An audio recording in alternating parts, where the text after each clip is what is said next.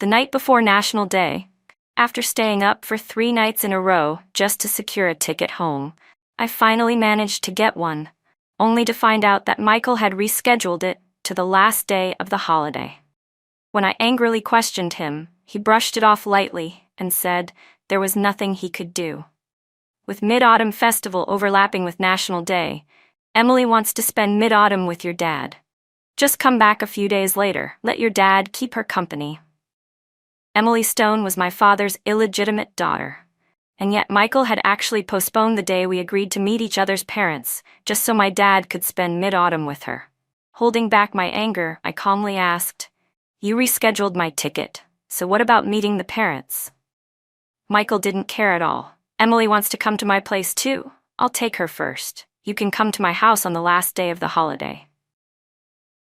After hanging up, I sent Ethan a message. "Do you want to get engaged?" He replied instantly, "Half an hour. I'll drive over to pick you up." While I was packing my luggage on the eve of National Day, my phone suddenly displayed a travel notification. I picked it up without thinking, glanced at the screen, and instantly felt all the blood drain from my body. The train ticket I booked for October 1st had been changed to October 6th. Who changed it? Furious, I called the railway hotline, only to be told that the rescheduling had been done from my own phone. My mind buzzed loudly. I suddenly remembered that yesterday during dinner, Michael had borrowed my phone to place our order. With trembling hands, I called Michael Green. "Michael, why was my ticket rescheduled? Did you accidentally click something wrong?" Even then, I was still holding on to a tiny sliver of hope. Michael and I had grown up together. In our senior year of high school, his grades weren't as good as mine, and he'd pushed himself relentlessly for a full year just so we could get into the same university. On the first day of school, because of a barefaced photo of me, I ended up on the school confession wall, and Michael spent the entire night commenting under every confession. "Sorry, Lily Stone is already taken." The whole school quickly learned that the campus beauty Lily Stone had a childhood sweetheart who had chased her from high school to college. Everyone thought we would eventually go from school uniforms to wedding gowns.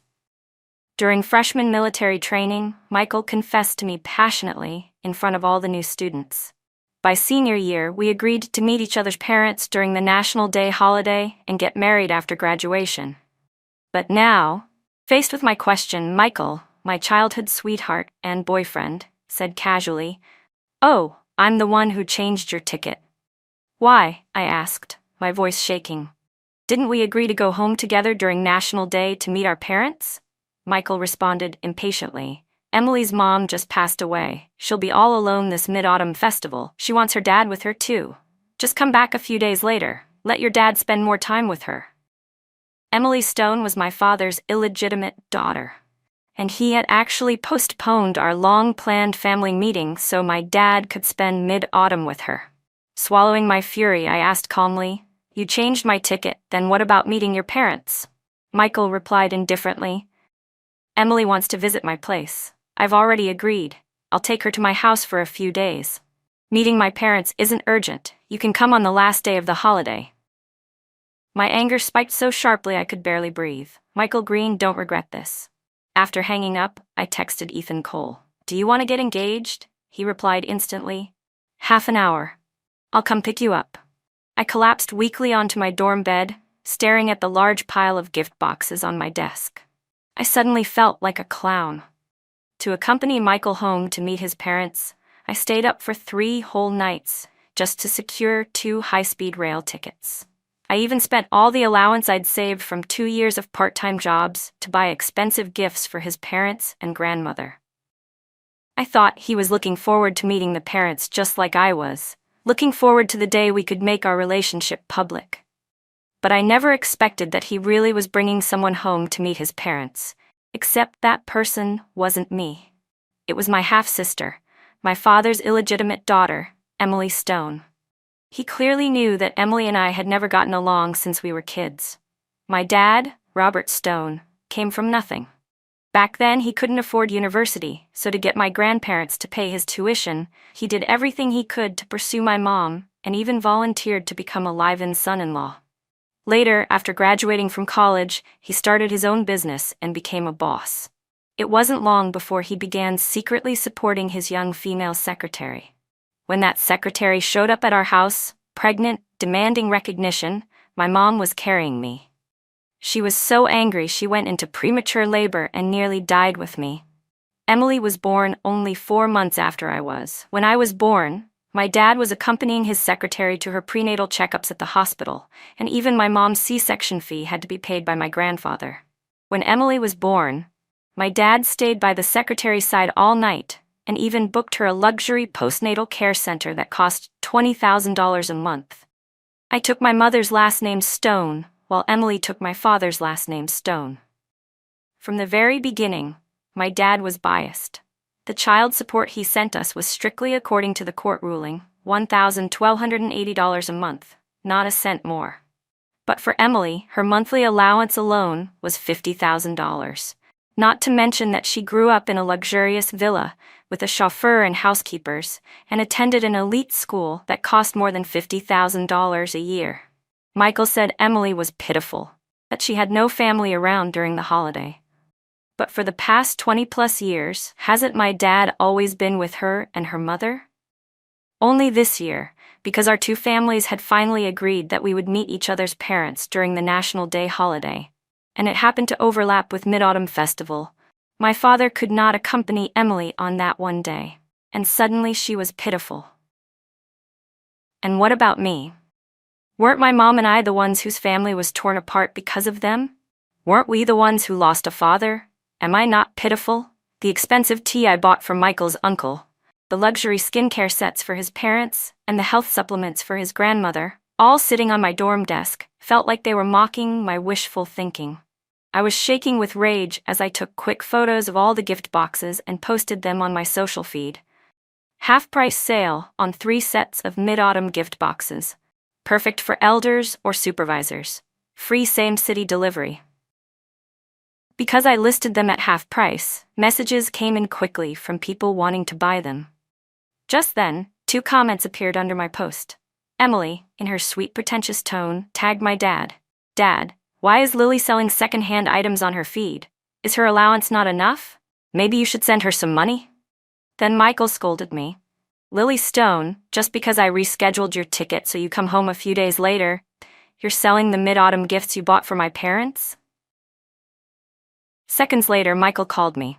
"Lily, delete that post. If my parents see it, what will they think? Do you still want to meet them or not?" My fury boiled over. "Michael, you're taking someone else home to meet your parents. What exactly do you want me to go there for? To be your second choice?" On the other end of the line, Michael fell silent for a moment, clearly guilty, before lowering his voice. "Lily, you misunderstood," Michael said. "Emily is just going to my place as a friend for 2 days. You're my girlfriend. I told you I'd stay with you for the rest of my life. Be good and delete that post. Don't let my parents see it. You know they already disapprove of you." I gripped my phone tightly, my voice trembling. "So you also think your parents are right, don't you? Is it because my mom was useless, because she couldn't hold on to my dad, the promising man, that I, the daughter of the legitimate wife, don't get to live as well as his illegitimate daughter? Is it because my dad doesn't like me and favors Emily instead, that your parents think Emily is the one who can inherit my dad's money, and that makes her more suitable to be your fiancé?" My words, spoken one by one, were like sharp knives that pierced through Michael's hidden thoughts. He exploded in anger. "Lily Stone, if you insist on thinking this way, do you believe I won't actually take Emily home to meet my parents?" I replied in a completely calm voice, "Go ahead." The call ended abruptly. Moments later, Emily sent me a video. It was filmed at the imported grocery store Michael and I used to visit often. Back then, after I turned 18, my dad had completely cut off my child support. Michael felt bad that I couldn't afford much at the school cafeteria, so he'd always find excuses to take me to that store and buy me good food. Once, while we were shopping there, we accidentally ran into my dad with Emily and her mother. Their shopping cart was piled high with all of Emily's favorite imported snacks. Emily casually picked up a box of imported chocolates priced at over $600 per box, while I still had to carefully budget my $500 monthly allowance, unable to afford even one serving of meat at the cafeteria. That day, Michael held me tightly and swore, "Lily, one day I'll buy this entire store and make it serve only you. Emily and her home-wrecking mother won't ever step foot inside." His sweet words still echoed in my ears. Yet now, he was holding Emily's hand, laughing and chatting as they walked into the same store. Emily's sugary, fake voice came from my phone. "Sister, I'm going to Michael's house tomorrow as a guest, and I don't know what gifts to bring, so Michael brought me to this store.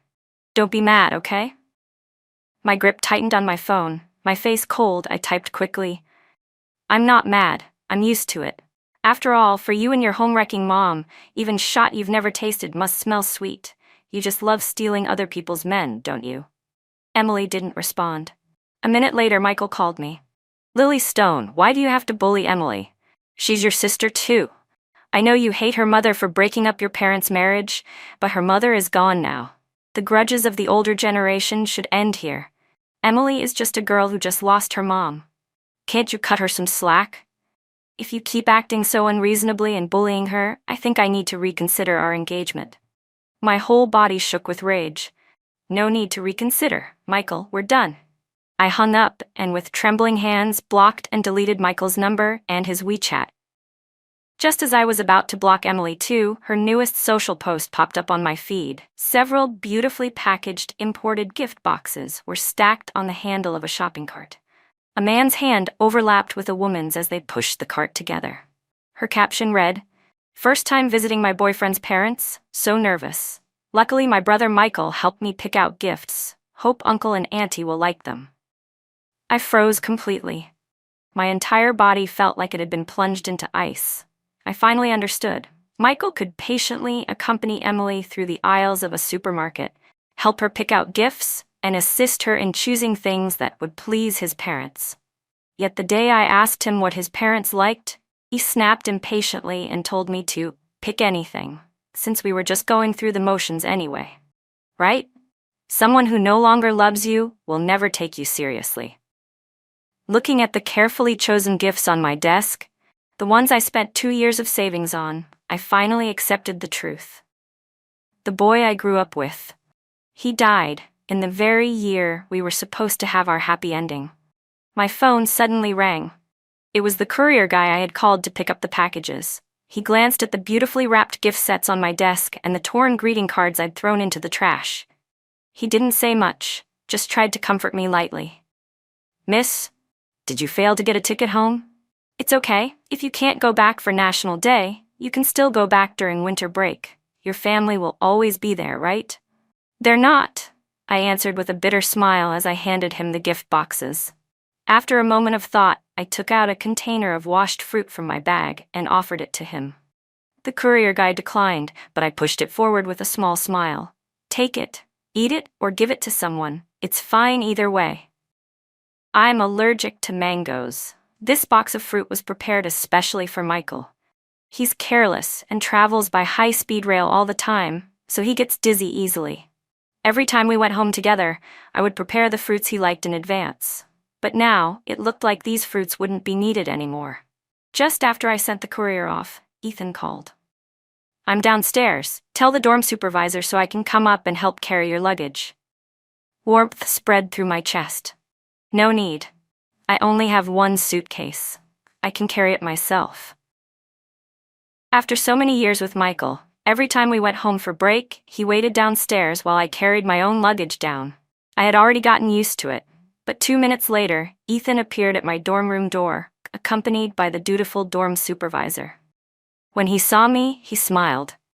"I told the supervisor you're my girlfriend, and I'm here to take you to meet my family." The dorm supervisor looked at us and gave a warm, motherly smile. Then Ethan, as if performing a magic trick, produced a box of exquisite imported chocolates and handed them to her. "Ma'am, thank you. This is the engagement candy for Lily and me." According to school rules, dorm supervisors weren't allowed to accept students' gifts, but engagement candy was an exception. Ethan drove a low-profile gray Volvo, completely different from his usual flashy style. Seeing my confused expression, he smiled. "My grandfather is recuperating at the Retired Cadres Wellness Center." My parents are there too. Ethan was known as a mysterious figure at our university. Everyone said he came from a powerful political family with deep connections. I had never been to the famous wellness center in my life, and suddenly I felt nervous. Ethan, I said softly, could you take me to a mall first? He gave me a questioning look. My face flushed. It's my first time visiting your home. I can't show up empty-handed. Ethan chuckled and drove me to a small but high-end specialty supermarket, tucked away in an obscure corner of the city. I was puzzled, but he explained. My mom and her workplace often receive prepaid cards for this supermarket. She never uses them up, so we can buy things using those cards. It won't cost anything. A sudden warmth stunned my eyes. Feeling embarrassed, I turned my face toward the window. So he had known all along that I wasn't well off. After my mom divorced my dad, she returned to our hometown and helped my grandfather manage more than 10 acres of tea fields. A whole year of hard work only brought in a little over $10,000, and once fertilizer and labor costs were deducted, the remaining money was barely enough to pay for my college tuition. That's why during these past years in college, I've always worked part-time to help with expenses. I met Ethan during one of those part-time jobs. Back then, to save up money for Michael's birthday gift, I secretly worked at a bar behind his back. When a customer tried to force drinks on me and cornered me, Ethan was the one who pulled me out of that private room. Only later did I learn that the bar belonged to one of his wealthy friends. He didn't ask why I was working there. Instead, the next day, he recommended me a new part-time job. I always thought Ethan and I came from two different worlds. His family status was so high that even the Greens would have to show restraint around them. Michael's parents looked down on me, so how could the powerful Cole family accept me? But what I never expected was that someone as distant and unreachable as Ethan would one day confess his feelings to me. It happened after the first time Michael and I fought because of Emily. Emily was 1 year younger than us. I had no idea what she was thinking, insisting on applying to the same university as me. On the day of her enrollment, my dad called and told me to pick her up. I refused instantly. What right did he have to ask me to pick up his illegitimate daughter? I still remembered that when it was my turn to go to college, because there was no direct train from my hometown, my mom called my dad and asked him to arrange a driver to send me. What did he say back then? Lily is already 18. She's not a child anymore. She needs to learn independence. But now that his precious illegitimate daughter was going to college, suddenly she didn't need to be independent? That night, with red eyes, I told Michael everything. I thought he would take my side, draw a clear line from Emily at school, and show her where she stood. But the next day, at the freshman dorm building, I saw Michael standing downstairs with Emily, carrying her suitcase, and chatting happily with her. The moment our eyes met, Michael panicked. He immediately let go of Emily's suitcase and hurried toward me, awkwardly explaining, "Lily, Uncle Robert called me and asked me to pick up Emily. I thought, since he's your dad, I couldn't refuse. It would make things awkward." I didn't say anything. I just gave him one disappointed look and turned to leave. I thought Michael would be like he always was, dropping everything to chase after me. But that day, I waited for him at Lover's Hill, where we usually met from sunset until the sky turned pitch black. Michael never showed up. When I checked my phone, I accidentally saw Emily's latest social post. In a collage of 9 photos, my childhood sweetheart, my boyfriend, looked as if he had suddenly become her boyfriend. He was helping her fill her water bottle, recharge her cafeteria card, make her bed, fold her blanket, and hang her mosquito net. The comments were full of admiration and envy, praising Emily for finding such a considerate boyfriend. And even my biological father, the man who never looked at my posts, left a comment under hers. "Michael is a good kid. It's a pity he's matched with an unfilial daughter like Lily." Tears streamed uncontrollably down my face. With trembling hands, I sent Michael a message. "Let's break up." My last bar of battery died. Lover's Hill fell into complete darkness. Then, in that darkness, a faint light appeared in front of me. It was Ethan. He squatted down, gently patted my head, and let out a heavy sigh. "Lily Stone, does it really have to be him? Just because you grew up with him? You think he's the only one for you? Why don't you give me a chance instead?" My thoughts snapped back to the present. Looking at Ethan's profile as he carefully chose the gifts, I suddenly felt that maybe trying someone else wasn't such a bad idea after all. The silver-gray Volvo passed through a forest and finally arrived at the wellness retreat for retired cadres. There were security guards stationed at the entrance. Ethan's car drove all the way to a quiet red brick building. In the yard, an elderly man with a straight back was tending to potted plants. Ethan's mother was arranging fruit plates and mooncakes, and his father, the prominent figure who frequently appeared on TV news, was wearing an apron and protective sleeves, handling 2 stoves at once. One pot held braised chicken with chestnuts, and the other steamed king crabs. Ethan's grandfather and parents were surprisingly easy to get along with. No arrogance, no airs.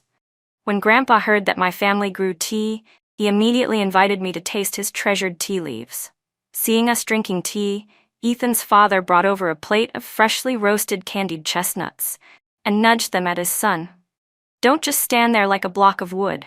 Hurry up, peel some chestnuts for your girlfriend. Make a good impression." Ethan's mother asked where my hometown was.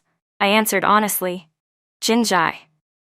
Grandpa's hand paused mid-pour. "Jinjai, that's a great place, an old revolutionary area. Many of my old comrades were from there." "Right, I heard from Ethan that your grandfather was also in the army. What unit was he in? What's his name?" I shook my head. "I'm not sure what unit he served in. I only remember him telling me that he fought in the liberation of Luzhou. He lost a leg to an artillery blast and retired to return home. My grandfather's name is Liang Jichang." With a sudden clatter, Grandpa's teacup fell onto the carpet. "Liang Jichang? Was your grandfather's childhood nickname Yao Mei?" I stared at him in shock. "How do you know my grandfather's nickname? Not even my dad or Michael knew that." My grandfather had been frail since childhood, and to trick the king of hell into sparing him, according to old village custom, he was given a girl's nickname. But he hated being called that. He thought it wasn't manly and forbade others to mention it. Now, almost no one back home even remembered it. How could Ethan's grandfather possibly know? Grandpa didn't answer. His hands trembled as he grabbed his reading glasses from the table and put them on. He stared at me closely for a long moment, murmuring, "You look like him, so much like him. No wonder I felt so close to you the moment I saw you. You're Yao Mei's granddaughter, no wonder, no wonder." He wiped the corners of his eyes and clapped Ethan hard on the shoulder, laughing heartily. "Good job, kid. You really are the grandson of me, John Cole. You've got the same taste in choosing a partner." That was when I realized my grandfather and Ethan's grandfather had actually fought together in the liberation of Luzhou. Grandpa Cole smiled and said, "Back then, both your grandfather and I were injured. He lost a leg, and I lost an arm. Your grandfather was on the bed right next to mine. Later, when the troops moved north, I followed the main unit. Your grandfather wasn't so lucky, his leg couldn't be saved, so he went back home to farm tea." I smiled softly. "He didn't just grow tea. My grandpa raised bees, raised silkworms, planted pecans, chestnuts, and fragrant citrus on the mountain. He even grew mushrooms and sugarcane himself." Grandpa Cole immediately stood up. "Look at you two. This girl is already here meeting the family, and the rest of you are still standing around. Hurry and prepare more gifts for her. We also need to visit the girl's family, don't we?" Ethan's mother said with a smile, "Even an ugly son-in-law has to meet his mother-in-law at some point. It's time for Ethan to let the in-laws see him." On the second day at the Cole household, I found myself a little dizzy as I climbed into the military vehicle assigned to Grandpa Cole at the wellness retreat. We headed straight toward my hometown. My grandfather and Grandpa Cole hadn't seen each other in many years, and the moment they met, it was as if they had endless things to talk about. When my mom saw Ethan carrying large bags filled with all kinds of expensive gifts and heard Ethan's mother addressing her as in-law, she looked utterly confused and turned to me. "Lily, what's going on? You're not right for Michael." I gave her a bitter smile and didn't hide anything. "Michael brought Emily home to meet his parents." Just that one sentence, and my mom understood everything instantly. Her eyes reddened, and she quietly pulled me into her arms, gently patting my back the way she did when I was little. "It's okay. It's okay. There are plenty of men in the world. If this one doesn't work, we'll switch to another. This Ethan kid seems great, tall, strong, much more handsome than Michael. And his grandfather is your grandfather's old comrade. At least his family background is clear. Since it was still the National Day and Mid-Autumn holiday, and it was my first time visiting someone's home, my mom didn't want me to be embarrassed in front of future in-laws. So she thought for a moment and then called my dad. Robert Stone, Lily brought her boyfriend home. His parents are here too. Come over and meet them. On the other end of the phone, before my dad could answer, Emily suddenly gasped dramatically, her voice trembling with fake tears. Dad, is Lily finding someone to pretend to be her boyfriend because I'm visiting Michael's house? And what in-laws?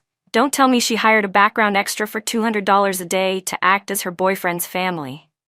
Why would she do something like that? I already said Michael and I are just friends. My dad paused, then spoke impatiently to my mom. The kid is messing around, and now you're messing around with her. What boyfriend? Everyone knows Lily and Michael grew up together. The families are about to arrange their engagement. Michael is right here with me. Where would Lily get a boyfriend? Michael's voice suddenly came through the phone. Lily Stone. What's the point of lying like this? Who doesn't know you're my girlfriend? We've been dating for 4 years. Besides me, where would you get another boyfriend? Come on. Stop making trouble. I already said, I'm just spending mid-autumn with Emily and Uncle Robert. Once it's over, I'll take you home to meet the parents. Isn't that enough? I took the phone from my mom, my voice cold as I cut him off. Michael Green, I already told you, we're done. I'm not going anywhere with you to meet anyone's parents, and whether I have a boyfriend or who he is has nothing to do with you. Michael snapped back angrily. Fine. You said it. Just don't regret it. Moments later, Emily posted a social update. The Green family's villa appeared in the background. Michael and Emily sat side by side, with my dad and Emily smiling across the table as they ate a reunion dinner together. Michael was patiently helping Emily crack crab legs. Emily's caption read, "Finally meeting the parents." Michael, clearly trying to provoke me, commented underneath, "Some people just don't have this kind of luck." Luck? Whoever wants that luck can have it. I casually gave their post a like and sincerely wished them well. Trash man, mistress's daughter, lock in each other forever, wishing you 100 years of harmony and may your family line end with you. The next second, Emily called me. I immediately blocked and deleted her. Then my dad called. I instinctively looked at my mom. She glared. What are you looking at me for? That old fool refused to meet your future in-laws. You still want a dad like that? I smiled. You're right, I don't. And I blocked and deleted my dad too. Ethan came over holding 2 long star-shaped gourds and knocked on the door carefully. Ma'am, why do these gourds look different from the ones we buy in the city? I don't even know how to peel them. My mom laughed and took him into the yard, teaching him how to peel the gourd skins and telling him to feed the peelings to the chickens. That evening, my mom slaughtered a big rooster she had raised for 2 years. It was our local custom, when a new son-in-law comes to the house for the first time, the family must serve him a big rooster. Thinking of the social post Emily had just uploaded, I took a family photo of my own and posted it. Finally, meeting the parents. Not long after, an unfamiliar number called me. Once I picked up, Michael's furious voice burst through the phone. Lily Stone. How could you be with Ethan? Do you even know what kind of family he comes from? A guy from such a high-ranking political family would never like someone like you. He's just playing with you. Ethan heard it and looked at me with a wounded expression. Lily, he's slandering me. I quickly patted his arm to comfort him, then said coldly to Michael, I know Ethan better than you ever will, and no matter what, he never took another woman home to meet his parents while dating me. Michael, stop calling me. Everything between us ended the moment you brought Emily home. After I hung up, Michael went crazy. He kept switching numbers and called both me and my mom non-stop. I was so annoyed that I simply switched both our phones to airplane mode. Because Grandpa Cole wasn't in good health, both families discussed it and decided to hold the engagement banquet in Capital City. The next morning, our whole family boarded first class. Just as I was about to get on the plane, my high school classmate Kevin Chen texted me. Lily, where are you? You're not home.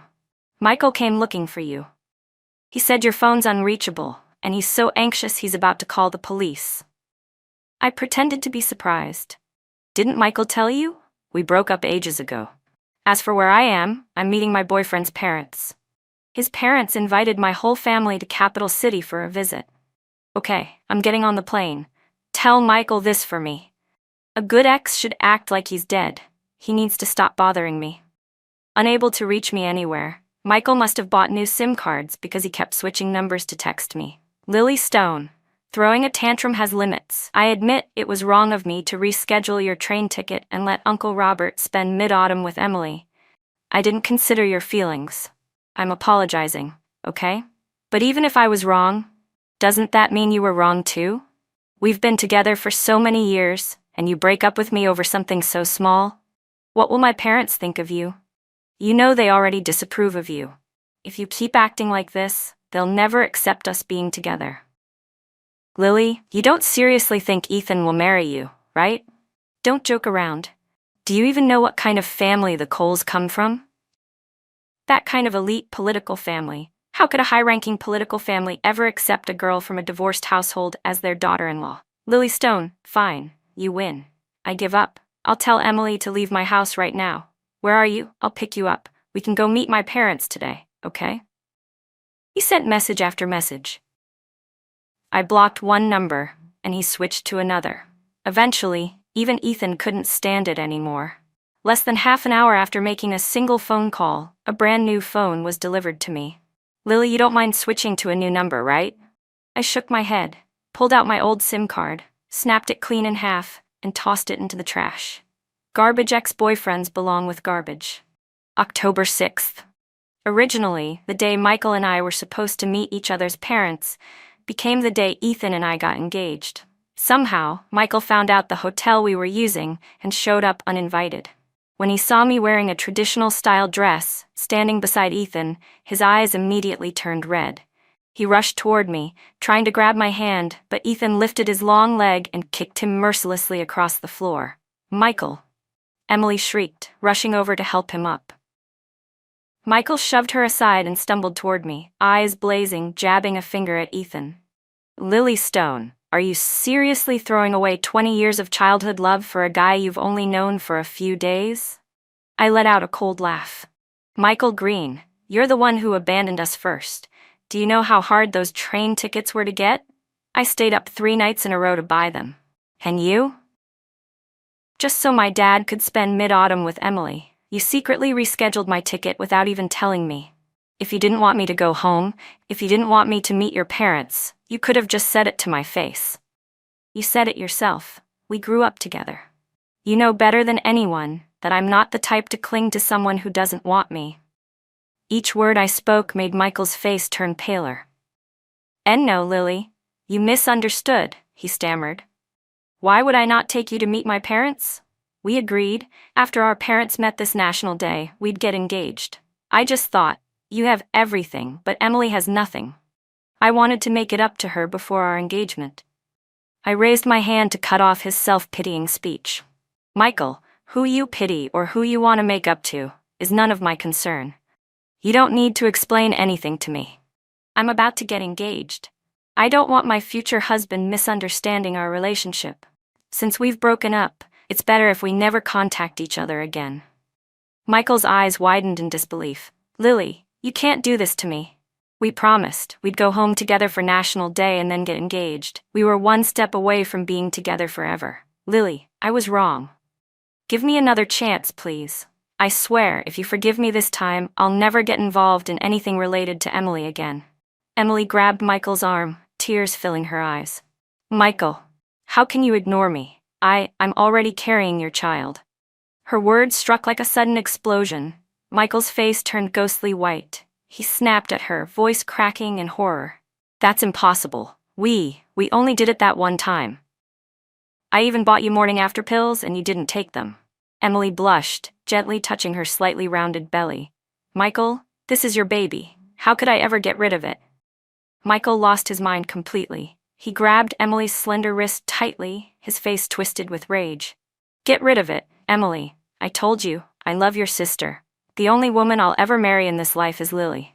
I won't marry you, and I won't take responsibility for that child. Shut up. Mr. and Mrs. Green rushed in at that moment. Mr. Green slapped Michael hard across the face while Mrs. Green shielded Emily protectively. My dad also arrived, demanding that Michael give him an explanation. Michael Green? My dad roared. Either you marry Emily right now, or I'm calling the police. You knocked up my precious daughter, and you still want to force her to get an abortion? Do you really think your Green family can cover the sky with one hand? If you don't give me a satisfactory answer today, we're settling this at the police station. Mr. and Mrs. Green had never liked me. They had always hoped Emily could replace me and marry Michael instead. Now that they heard Emily was pregnant with Michael's child, they immediately pounded their chests with enthusiasm. Don't worry, Mr. Stone. If Michael dares mistreat Emily, we'll break his legs. My dad nodded in satisfaction, but when he turned toward me, his expression carried a hint of guilt. Lily, I know you and Michael grew up together, and we agreed that you two would get engaged this mid-autumn festival. But you just heard it. Your sister is already carrying his child. Since you and Michael aren't engaged yet, you should give way to your sister. Stop. I raised my hand and cut him off. Mr. Stone, I'm an only child. My mom only gave birth to me. How exactly did I suddenly get a sister? My dad flushed with shame and anger. Emily is just like you. She's also my biological daughter. Why wouldn't she count as your sister? I curled my lips. She's just the illegitimate daughter of your mistress.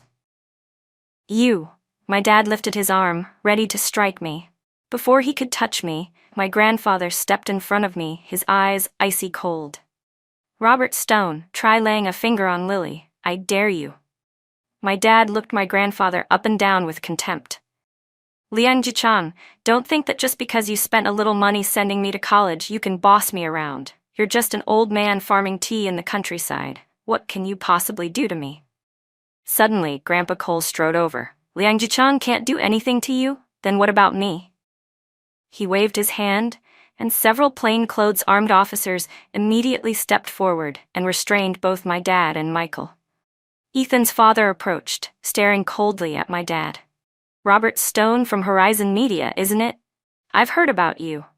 I heard you've been whining and dining people everywhere to push your company's IPO, giving out private shares to bribe government officials, manipulating stock prices, leeching money from investors.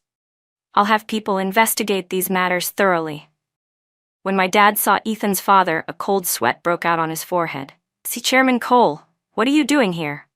Mr. Cole laughed. This is my son's engagement banquet. Why wouldn't I be here? My dad froze in shock.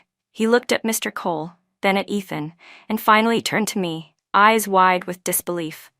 Lily, why didn't you tell me? Your fiancé is the son of Chairman Cole. Why didn't you tell Dad something this big? I let out a mocking laugh. Didn't my mom already call you and invite you to come? You're the one who said you didn't want me or my mom bothering you, that the people I brought were all trash. Seeing the icy expression on Ethan's father's face, my dad's legs trembled uncontrollably. Emily glanced at the humble tea house-style banquet behind us and screamed, grabbing onto my dad. Dad, don't fall for it. What chairman? What retired official? They're all lying. Dad, think, if Ethan's father were really a top government leader, why would their engagement banquet be so cheap and small? I don't even see 3 full tables of guests. They must all be actors Lily hired. Shut up. My dad slapped Emily hard across the face. What the hell do you know? Of course Chairman Cole has to lead by example in his position. He immediately turned obsequious and fawning toward Ethan's father. Chairman Cole, sir, I fully understand the rules. Officials' children aren't allowed to host extravagant weddings. As parents, we completely support that.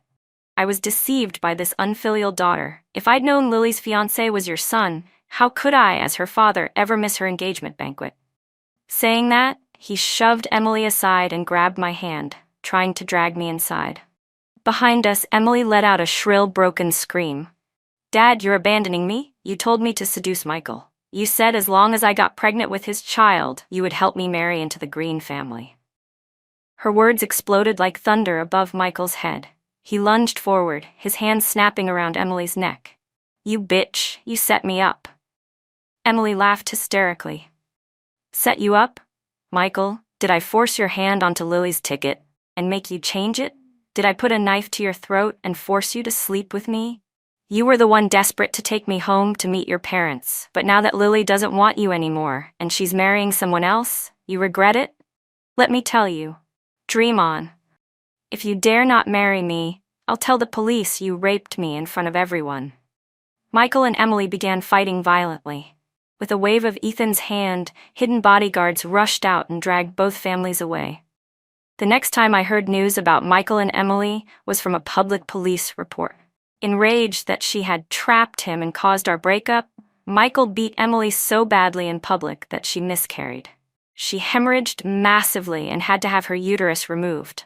When she woke up, the first thing she did was report him to the police for rape and intentional injury. To keep their son out of prison, Mr. and Mrs. Green had no choice but to force Michael to marry Emily. But this time, Emily was no longer the perfect daughter-in-law they used to praise. After our engagement banquet, the Green couple secretly investigated and discovered that my grandfather wasn't some countryside farmer. They learned he had been a decorated war veteran, while most of his comrades were now powerful retired officials. Realizing they had thrown away a daughter-in-law with a background like mine, over an illegitimate daughter with no standing, the Green couple regretted it so deeply they could barely breathe. And since they couldn't bring themselves to blame their precious son, they poured all their rage onto Emily. After the marriage, Emily thought she was finally going to live the glamorous life of a wealthy wife. But Mr. and Mrs. Green despised her for losing her uterus and being unable to carry on the Green bloodline. They even arranged a young, beautiful female assistant for Michael. When the assistant got pregnant, Emily stormed into the company in a rage, only to be slapped twice across the face by Michael. What right do you have to call her a homewrecker? Aren't you the one who became a wife by being a homewrecker first? But Michael Green didn't stay proud for long. Emily hated him for cheating, and hated him even more for making her lose the ability to ever be a mother.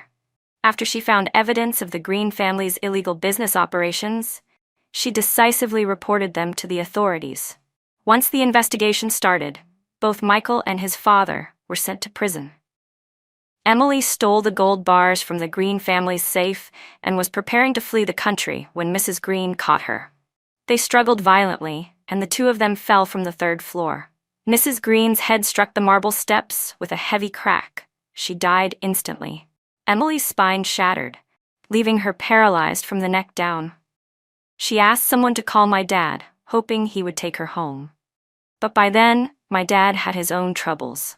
After just one order from Ethan's father at our engagement banquet, my dad was arrested the very next day for bribing public officials, manipulating the stock market, and other crimes.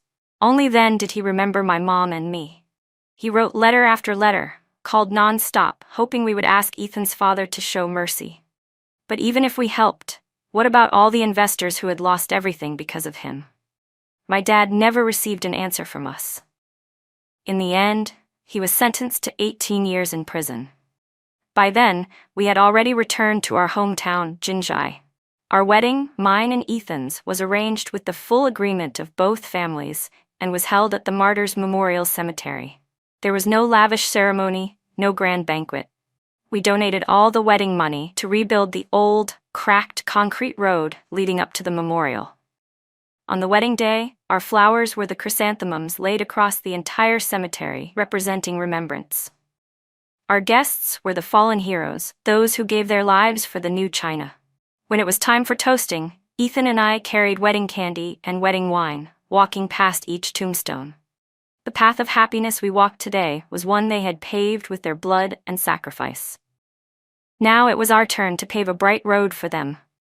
If their spirits still exist, they must be able to look down that new road from the mountainside and see the prosperity of the country they once fought for. As we descended the mountain, I thought I saw Michael in the crowd, hunched over, hiding, his eyes devouring me with greed. I didn't look back. I only tightened my grip on Ethan's hand. Michael Green, thank you. Thank you for letting me see your true nature before the engagement. Thank you for pushing someone as wonderful as Ethan into my life. Good night.